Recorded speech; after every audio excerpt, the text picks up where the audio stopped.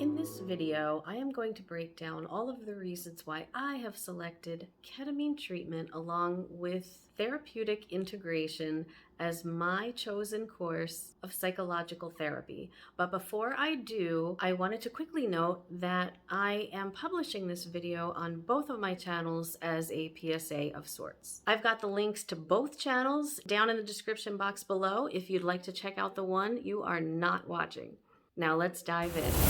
So for those of you who don't yet know me, I have been battling depression and anxiety for 34 years. I have been on a couple different medications for it, and none of them really have done very much. And to this day, I am still on one, but it really doesn't do anything for my depression. All it really does is make me foggy-headed. And since this drug is really not doing anything to help me with my depression, I have been researching psychedelic therapy for several years now, particularly psilocybin and ketamine. Now, I say psilocybin. Is that how you pronounce it? Am I pronouncing it right? If I'm not, let me know in the comments. That's how I'm going to keep pronouncing it through the rest of this video. Now, most of us know that psilocybin is a naturally occurring fungus that has intensely psychedelic properties. But what is ketamine?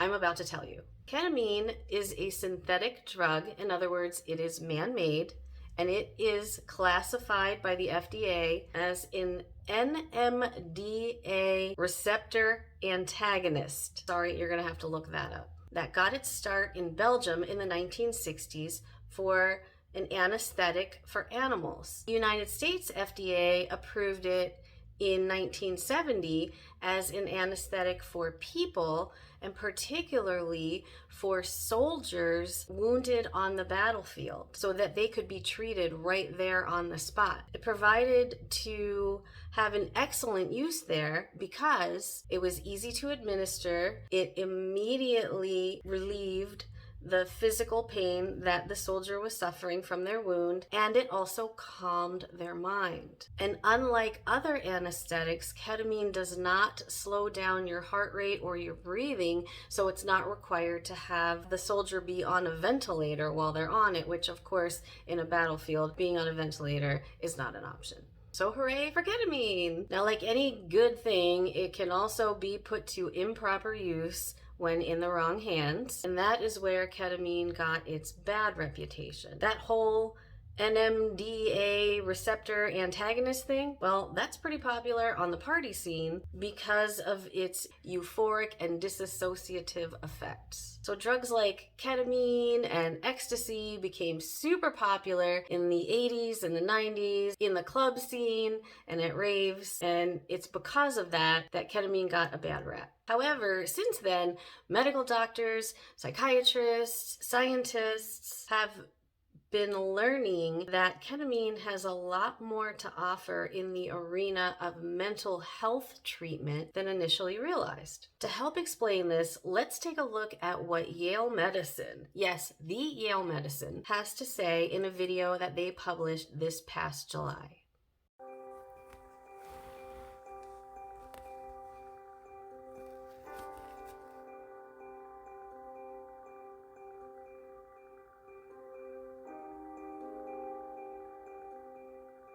We've learned something profound about what's sometimes called the plasticity of the brain. That the brain is malleable, is able to change. We can take that up and scale that up to levels where it's actually changes in the brain circuitry, how brain regions are communicating with each other over time and as a result of environmental influences. We think of it in changes in synapses, how these neurons are actually touching each other and communicating with each other. And we know in depression that the number and the strength of these interconnections decreases. With ketamine, we see a regrowth in the interconnectedness and number of these synapses to connect with each other. Ketamine is a drug that, at this point, is reserved for people who haven't had an adequate response to at least 2 prior trials of antidepressant medications. We think that one of the things that ketamine does that helps to explain its antidepressant effects is help the brain to regrow the synapses, the connections between nerve cells. So we think that we're actually targeting a different system in the brain than typical antidepressants are targeting. And that may be why ketamine works so well even for patients who have not had success with a number of different standard antidepressants. There's evidence that ketamine can have very rapid onset of effects in neuroplasticity. We think that this may open a critical period where now the brain is more plastic, both at the cellular level, but possibly even at the functional level, where we can start to work to change people's reference of thinking or their ability to respond and adapt to new social or environmental stimuli. With ketamine, what we're doing is pinging the brain and triggering the brain's resilience mechanisms to promote the maintenance of healthy circuits in the brain. The real goal is to have treatments that can maintain that response.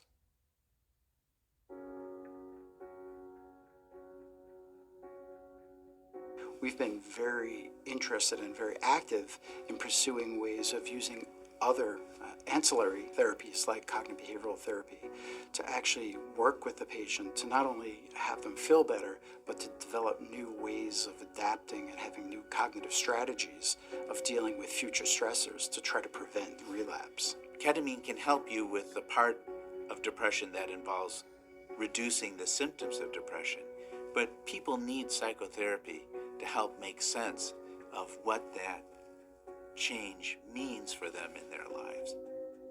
So we think of ketamine as part of treatment, but not the entire treatment. When you watch patients get treated, it's really exciting because patients come in clearly struggling, clearly suffering, and you can see a change on their face. And when you think about the average amount of time that it takes for a standard antidepressant trial to work, it's 2, 4, 6, 8 weeks. For some patients, it can be an hour with ketamine.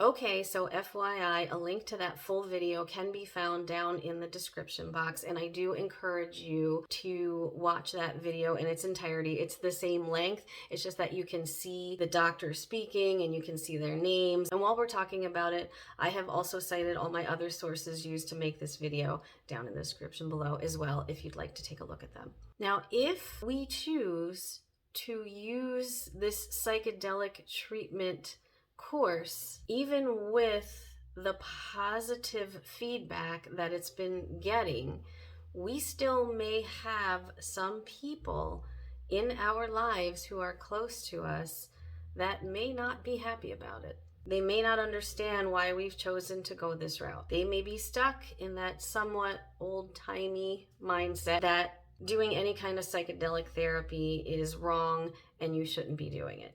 You know the kind of people I'm referring to. The ones like, drugs are bad. You shouldn't do drugs.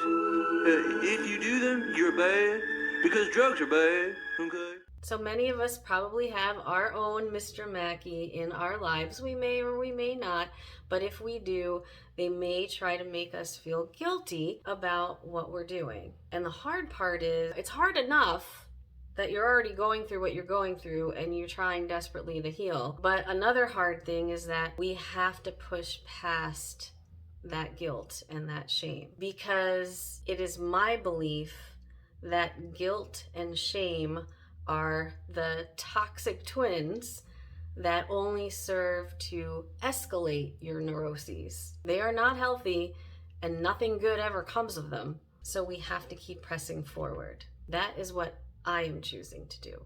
Now, one quick caveat on psychedelic therapy: it is an emerging market. In other words, it's new. So there is not yet a ton of long-term data on the effects over time. That's the rub. And I wouldn't be giving you a fair picture if I didn't give you that caveat. However, so far, the studies about the positive impacts of it are bearing fruit.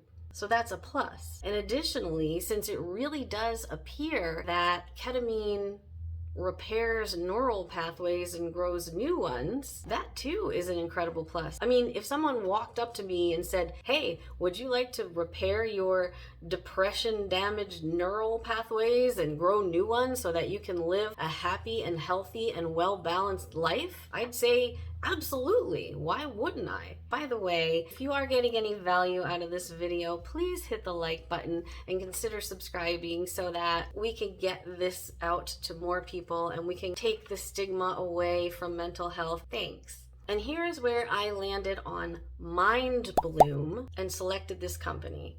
I selected it for several reasons. And it's not that I chose ketamine over psilocybin, because they both have very promising profiles and they are both leading in the psychological arena for the treatment of depression, anxiety, PTSD, and even self-harm and suicidal tendencies. That is so far proving to be highly effective. But back to the reasons I selected Mindbloom and ketamine. There are three big ones: legitimacy, accessibility, and price. At this time, Mindbloom offers all three of these, and they offer ketamine, not psilocybin. Not yet, anyway. That's how I picked ketamine. So let me tell you a little bit about the company Mindbloom. Mindbloom was founded in 2018 by CEO Dylan Bainon. They partner with licensed psychiatric clinicians, and they used clinical, science-backed protocols to ensure your experience is safe.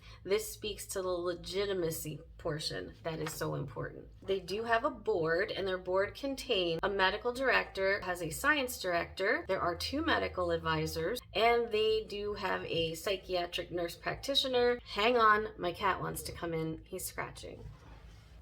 Come on in, Otis. Okay. He's gonna hang out. Anyway, you can read more about these folks on the Mindbloom website. It's simply www.mindbloom.com under the Our Doctors section. So Mindbloom offers evidence-based virtual psychedelic therapy. Now, evidence-based, of course, is very critical, but virtual is the key here. That speaks to accessibility. You don't even have to leave your living room. I mean, as everybody knows, we were already heading in that direction of more telehealth and virtual doctor's office visits before the pandemic hit. And then once the pandemic did hit, hang on. I'll be right back.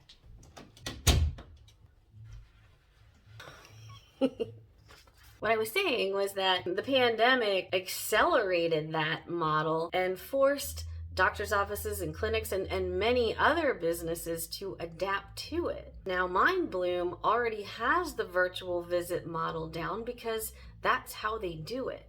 And the third thing that makes Mindbloom attractive is that prices are approximately half of what ketamine infusion treatment prices are. But the way Mindbloom does it is through lozenges. Lozenges, not infusions.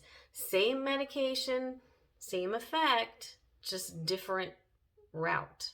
So these are the reasons that I have decided to go with psychedelic therapy and have chosen Mindbloom's ketamine treatment protocol. I meet virtually with my clinician on December 17th. That's next Friday. And then I have my first actual ketamine treatment on, believe it or not, the day after Christmas, December 26th. And I will be with my guide and my peer monitor while having that experience. So in my next video, I am going to speak more about guides and peer monitors and clinicians and assistants and my very positive experience with Mindbloom thus far. It's just too much to put all into one video, so I'm gonna do that one next. And I'm really excited to share it with you, so I will see you soon.